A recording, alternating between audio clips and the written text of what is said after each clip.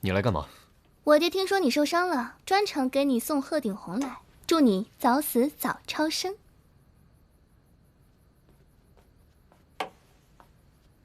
伤口清洗后，每日敷1次，一共敷10天，敷10次，应该就会好的差不多了。替我谢谢他，改日我会登门拜访。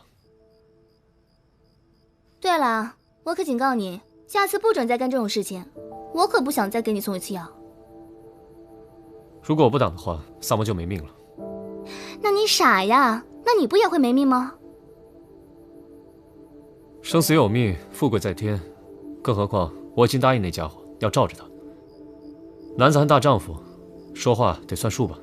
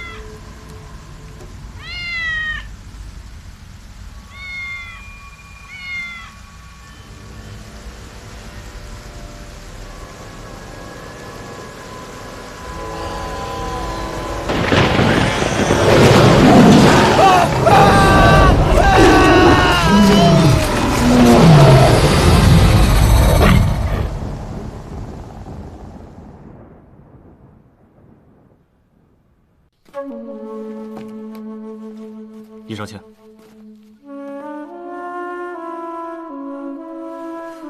哎呦，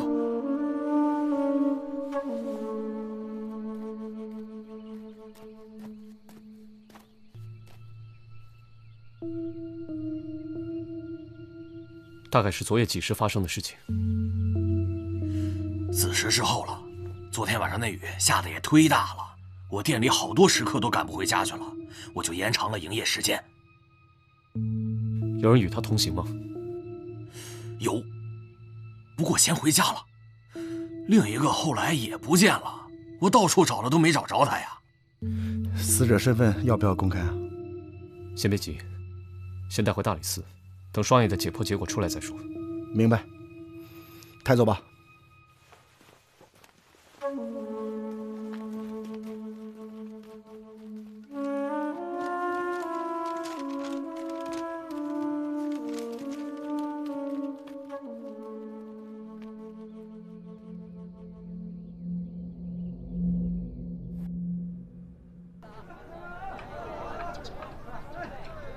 萨摩，哎，上菜，来啦！上羊排，稳着点啊！香，来，客官，您这边香喷喷的羊排来啦！二位，你们点的羊排，请慢用。哎，来啦！您二位看看，这是我们店的招牌菜，可不错呢。哎，好好干啊！好嘞，给我慢用啊！您先尝尝，我一会儿就过来啊。好嘞。昨天封禁酒馆那事儿，你说邪乎不邪乎？可不嘛！酒馆在闹事，不可能有人进得去。是啊，你说这堂观都被通缉整整1年了，这还是跑得了和尚跑不了庙啊！哼，我觉得呀，哎，二位客官，这事儿根本就不是这一共是人干。80万，能找怎么说？那个尸体被撕成了一块一块的，就像是在森林里。又在偷懒啊！没有。哎，你可别说了，慢慢吃啊！这一会儿啊，这羊排我该吃不下去了。听说啊，那封禁酒楼昨晚死人了。哼，他们啊，仗着地理位置好，就往酒里掺水。现在吧，活该！哎，要不咱们店也先关店2天，正好呢，好好准备准备新菜式，迎接大你多的顾客。想太多！你去哪儿？大理寺。你个死老外，你给我站住！你给我干活！啊！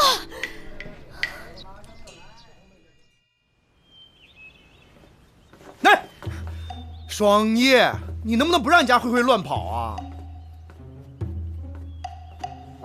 哎，你东西能不能不乱摆？你怎么不摆城墙上去啊？你。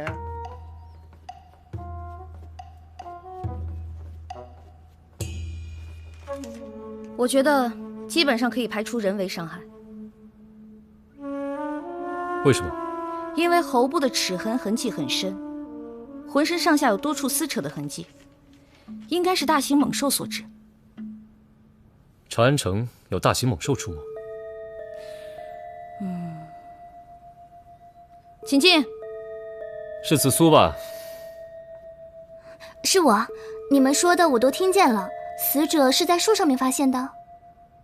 没错。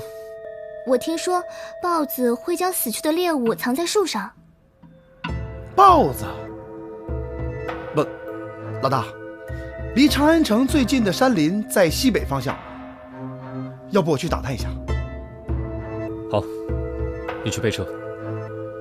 初步判定，死者是死于意外，通缉犯的身份可以公诸于众。好，我知道了。哟，李少卿，这么容易就下定论了？哟，不请自来嘛。这么诡异的案子，我如果不出一臂之力的话，怕你们玩不转。报个价吧。这次免费，你之前替我挡了一刀，算还你个人情，咱们两清了。来，当心点儿。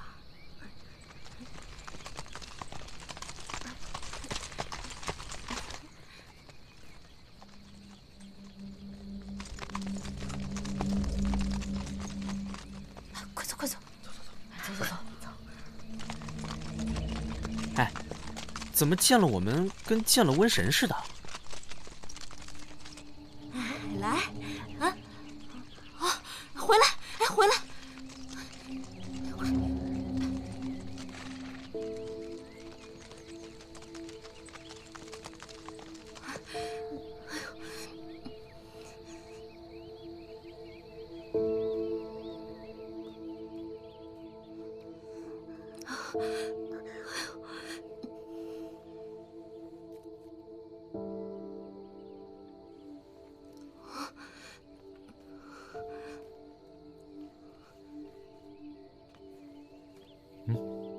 来，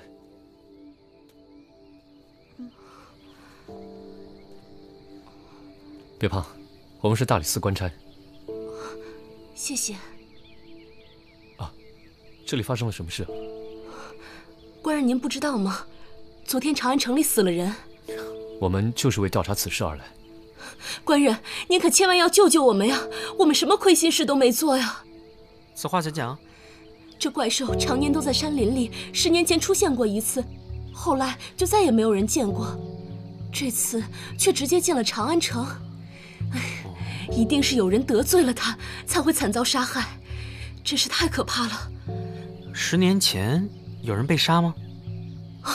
有，死状跟那个人一模一样。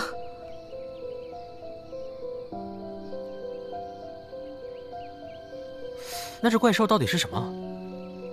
具体是什么我也不知道啊，只听过一些传闻。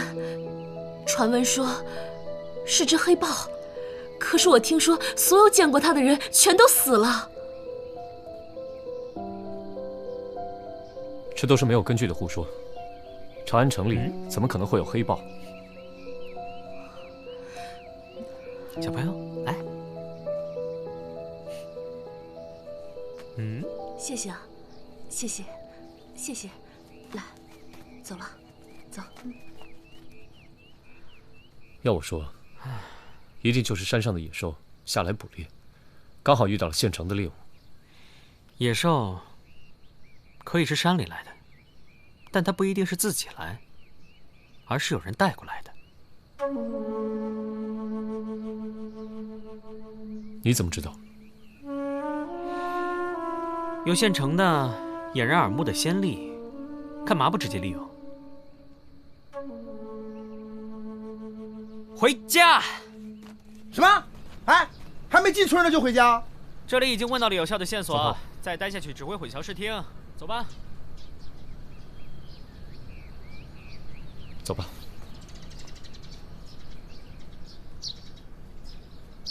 查到什么线索了吗？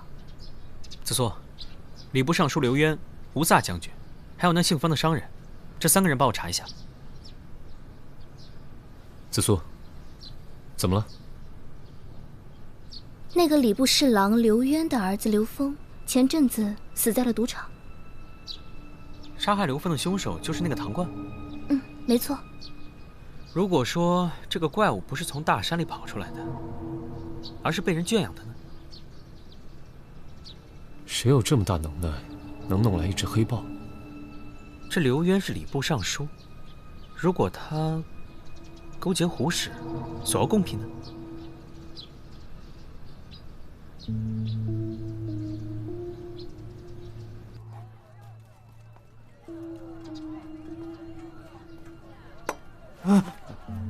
大理寺禅，我问你啊，这2天有没有什么大型的马车经过？这几日入城的大型马车并不多，小的记得十分清楚，有礼部尚书刘渊官人，兵部的吴萨将军，还有一位姓方的商人。哦，那他马车里都装的什么呀？这个嘛，小的没接到抽查的命令，于是就放他们过去了。以后查仔细点儿。是。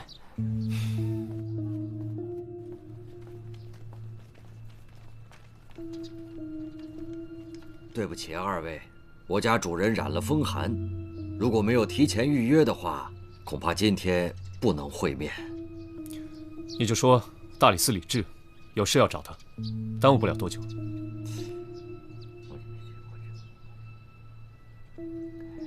好，二位这边请。我家主人呐，平常最疼爱公子，一心希望他能继承家业。公子参加科考不顺，去赌场挥霍钱财散心，不料碰到了一个视财如命的杀人犯，结果葬送了大好前程。这么说，刘公子并不是赌场的常客。他那次是第一次去赌场。管家。啊哈，对不起了二位，我家主人实在是不愿意回忆与公子相关的事宜。待主人调整好心情，择日专程邀请二位官人来府上做客。既然这样，那我们就告辞了。啊，走。那慢走，不送了。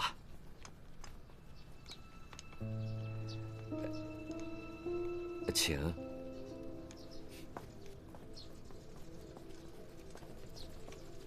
请。哎，不用送了，回去吧。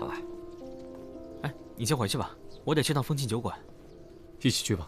你是官差，一身正气的，谁见你不怕？你能问出什么呀？你等消息吧，我去就回。哎。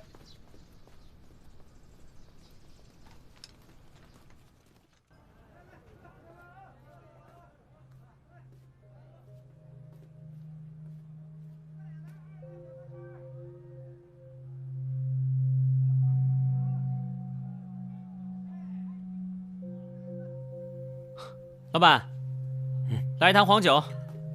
哎，来了来了。哎呀，最近人都不多啊。自打出了那个事儿，好多人都不敢来了。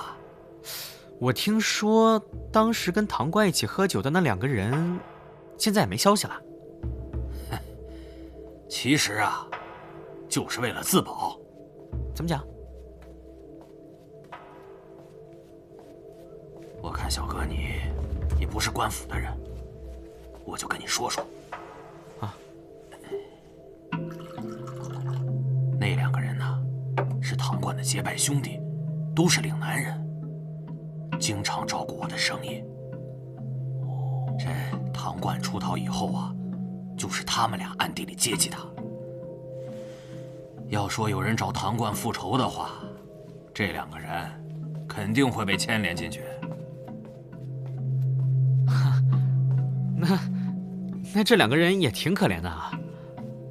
是啊，其中有一个还开着烧饼店呢。这不，最近呢都不敢营业了。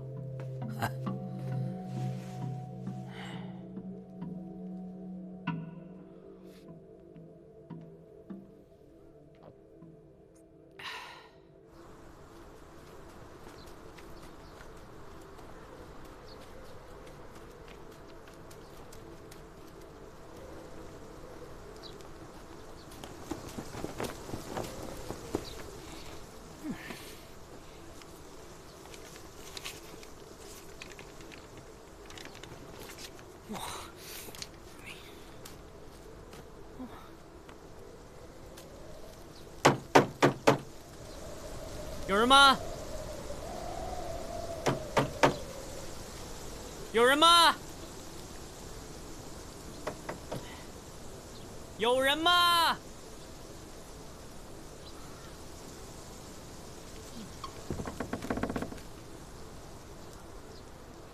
哎，你是谁啊？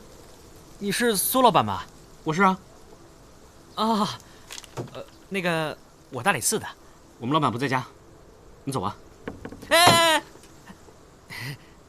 就想随便跟你聊聊。你怎么听不懂话呀？苏老板不在家。不是。哎，那你能不能给我说一下城里的地址啊？你不是官差吗？自己查去。什么呀？什么态度？啊啊！等啊啊啊！倒霉死了！哼！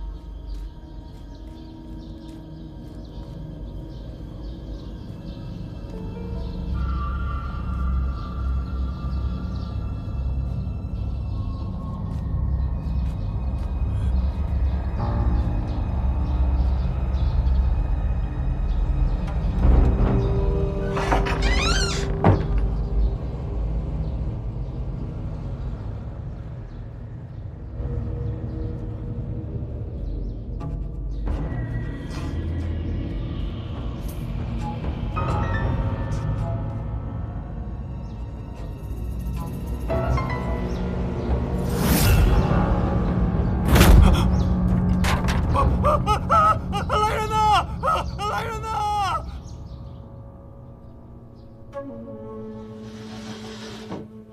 死者陈礼，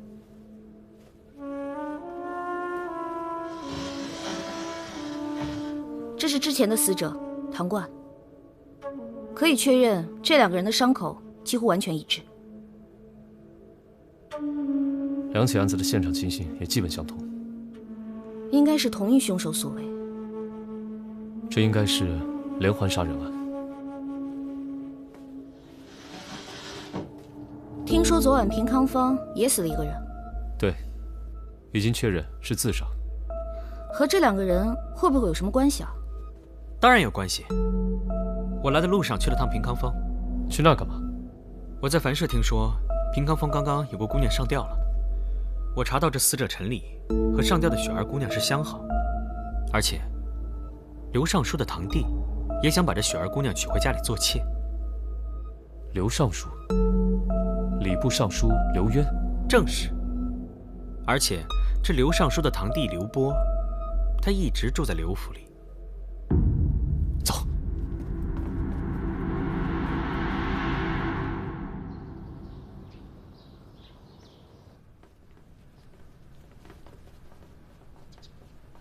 这是我的堂弟刘波，近日来到长安城做生意。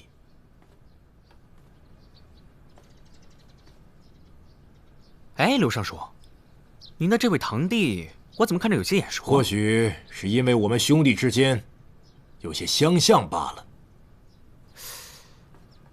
哎，不，我总觉得在别的地方见过。你是不是去过平康坊？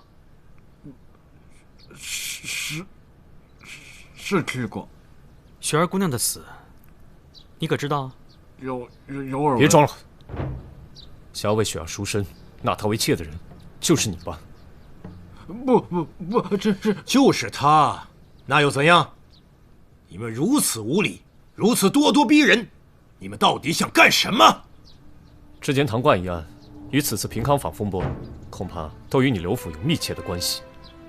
刘尚书，你应该知道，朝廷重臣犯案是什么后果。我刘渊向来光明磊落，做了就是做了，没有就是没有。那刘尚书能不能说明一下，近几日从城外进来的大型马车之中都装了些什么？哼，我这没有必要告诉你吧。还有，那间房间里又有什么？是府上堆放杂物用的。哦，那全府上下只有那个房间上了锁，难道是怕什么东西跑出来？一派胡言！老大，确实在上锁的房间发现了豹子，但不是黑色的，跟他一样是个病号。哎，不对啊，你这看着身子骨挺硬朗的呀。你是什么人？竟敢私闯我的府邸？什么人？这还不够明显吗？刘尚书，证据确凿，你还有什么要说的？李少卿，您误会了。主人，事已至此，也别再瞒着了。我家主人风寒缠身，终日被病痛所折磨。偶然间听高人说，爆骨入药可以治疗筋骨疼痛、风寒湿痹，便利用职务之便所得病豹一只，圈养在家中后院。这府上所有人都能作证，这病豹从未走出刘府半步，更不用说杀人了。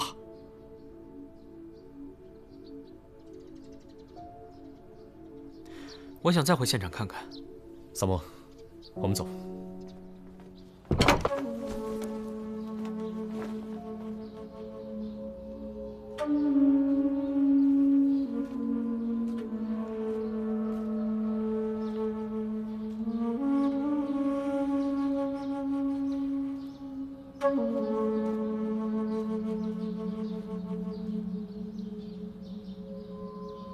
萨摩，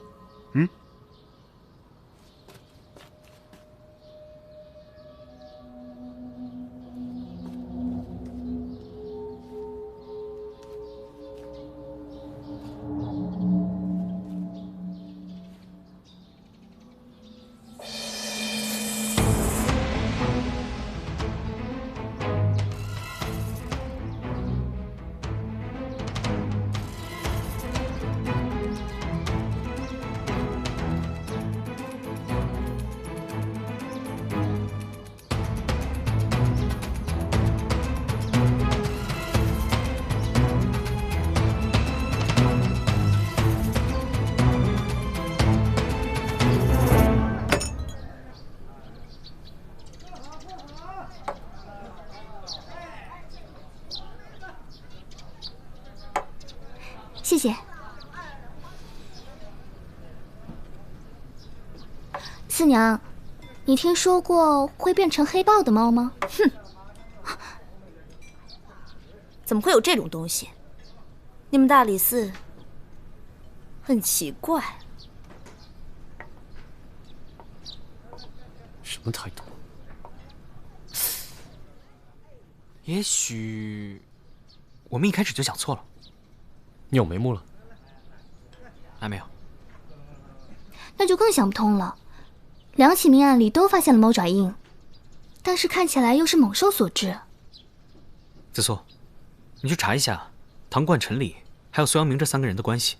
早就查过了，这几个人成天走南闯北，居无定所的，能查到的资料实在太少了。那以前的资料就什么都没有吗？他们来到长安城也就1-2年的事儿。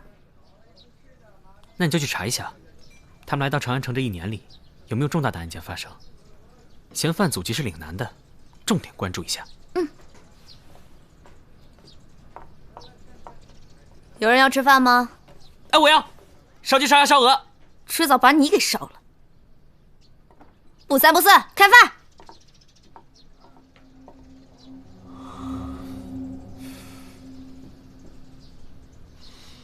你怎么了？不是，三炮怎么没来？我让他悄悄溜到刘家，看看有什么线索。不对，刘尚书应该跟此案无关。过来。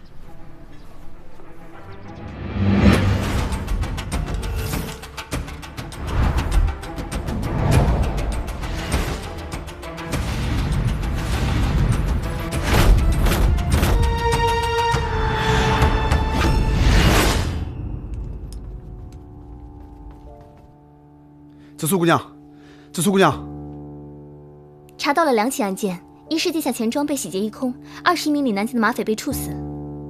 马匪，什么来头？当时有一个马匪集团，经常在官道上流动作案。那个官道在哪里啊？就在城南，通往山区的那边。哦，走。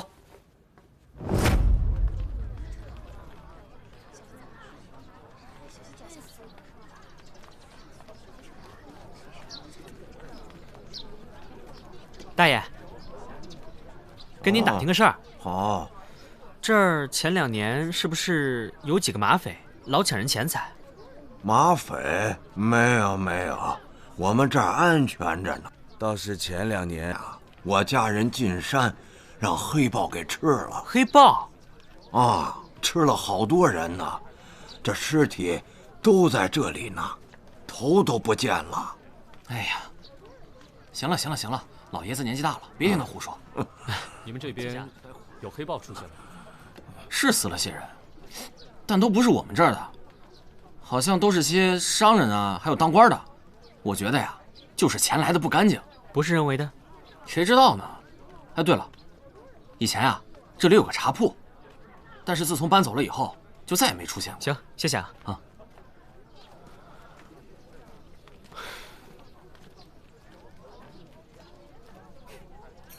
我知道怎么回事了。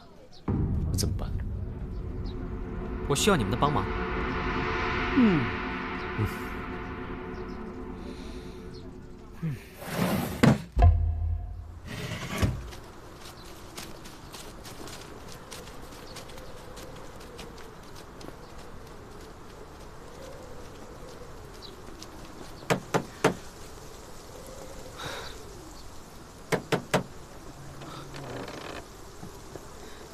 对不起，我们已经停止营业了，麻烦您请回吧。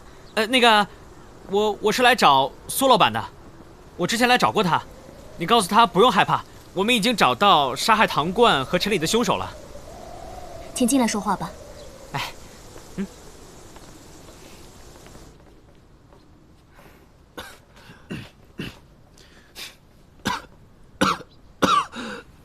哟，苏老板这是怎么了？2位朋友相继遇害，对他打击太大了。他觉得没有保护好他们，尤其是我哥哥陈理。原来陈理是你哥哥，那你们现在准备怎么办？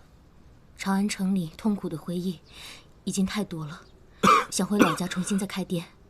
云溪，快给客人们倒茶。哎，好。3位官人，坐吧。我刚听说，凶手找到了。是，凶手曾经将同样的杀人手法运用在官道抢劫钱财上，然后呢，再把受害者制造成被猛兽袭击了的样子。太可怕了。请喝茶吧。那凶手为什么要杀2哥跟3哥呢？我先喝口茶再说吧。不过呢，我今天来找你，是希望你能给我们提供一些线索。我要能帮到什么，您尽管说。我和云溪一定倾尽全力的帮助破案。我先上个茅厕，回来再说。云溪，快给官人倒茶。哎，来，喝茶。哎，谢谢啊。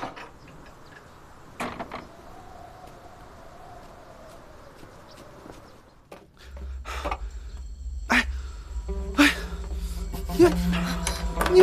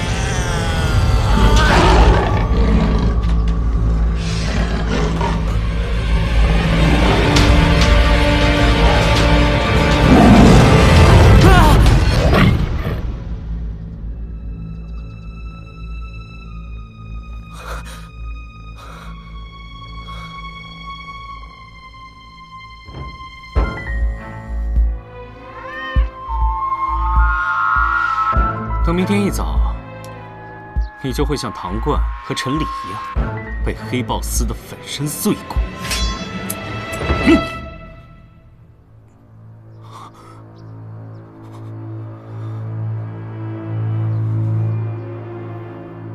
萨摩说的没错，真凶果然是你。不可能！我明明看你们几个都喝下去了。江湖伎俩。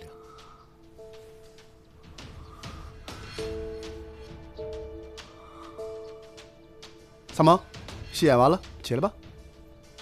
萨摩，起来了呀，起来啦！萨摩，明知有毒你还喝呀？萨摩，萨摩，快！萨摩，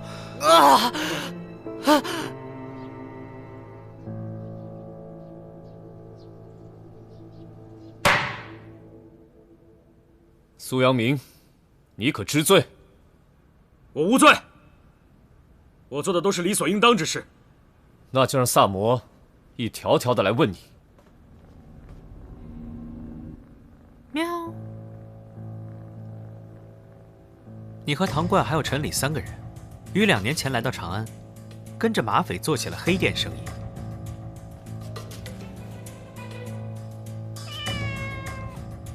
你们的作案手法很简单，同时也很不容易被察觉。你们在官道旁开了一个茶馆，在茶里和酒里下药，那些歇脚的客人喝了之后就会想去上茅房，同时精神也开始涣散。这个时候，你就会把他放进去，让客人误以为看到了黑豹。这时就会用钢爪把他们杀掉分尸，造成被野兽残害分尸的假象，手段何其毒辣。由于不是人为作案，这案子自然进不了刑部的档案，所以子苏对此毫无头绪。后来你们老大被抓了，你们3人呢决定金盆洗手。你呢打算开一家小店，然后娶妻生子，过安宁的生活。可是你这2个兄弟总是拖你的后腿，经常问你索要钱财。你想和云溪结婚，一方面呢你需要继续开店贴补家用，另一方面呢，你还需要供养唐冠，以及向陈理准备所谓的彩礼。你终于不堪忍受这样的生活，于是你决定把2人杀人灭口，对吧？你是什么时候发现的？就在我第一次去你店里拜访你的时候。你的房门是虚掩着的，当时我就很纳闷，传闻唐冠是被仇家所杀。他出事后，你作为兄弟不藏不躲，不关房门，可见你根本就不怕有人来寻仇。其二，我自报家门，你却把官差挡在门外，这哪里是寻常百姓所为？我问你陈理的地址，你让我自己去查。此时你是怕引火烧身，才对陈理起了杀心吧？经过检验，这茶壶里面有致幻作用的迷药。他们本身就该死，因为他们没有权利阻止我过我想要的生活。那你有为云溪想过吗？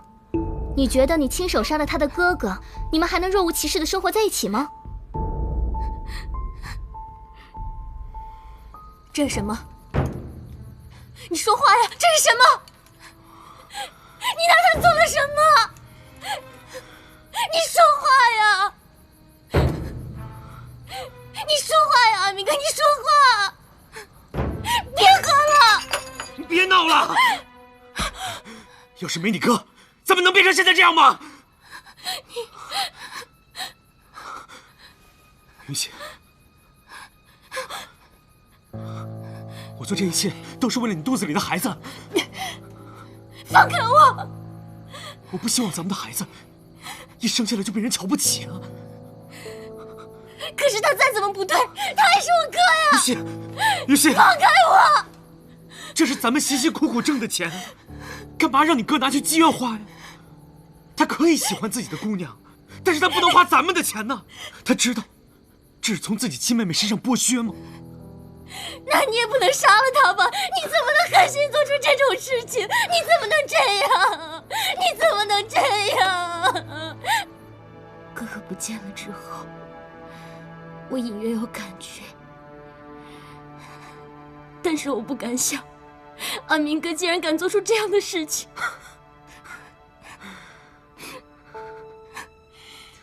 雨欣，我承受的怎么没有人能看见呢？我苏阳明要的并不多，我要的只有你，一点儿都不多。我就是希望跟你，还有我们的孩子，过着最普通的生活。我之前想过，我想去求你哥，还有二哥，别再打扰我们的生活。可他们不听，那你让我怎么办？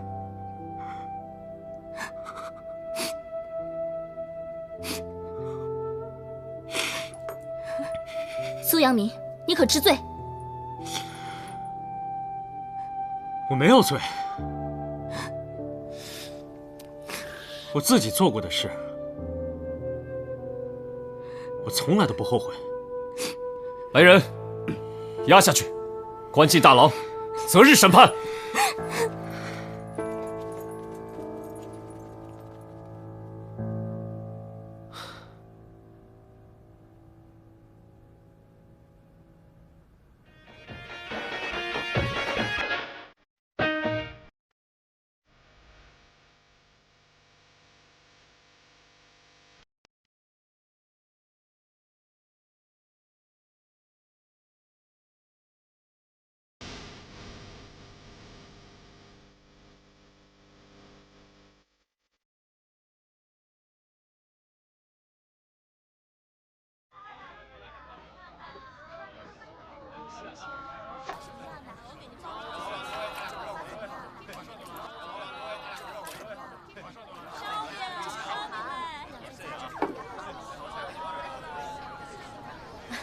拿好啊，慢走。你看你这弄到脸上了。没事。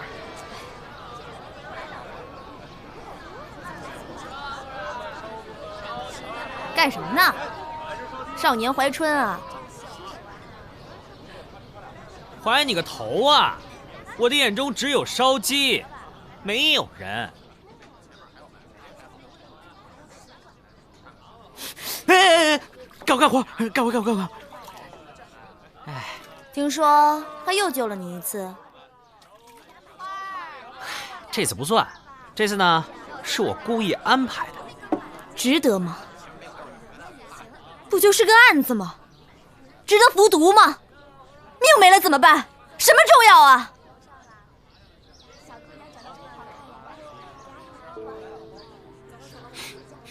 我记得你们中原好像有句老话吧，叫做那个受人滴水之恩，必当涌泉相报。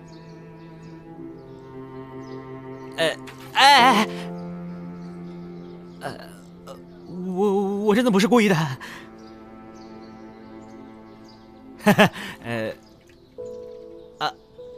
我先干活去了。他是官，咱是贼，就像猫和老鼠，永远不能为盟。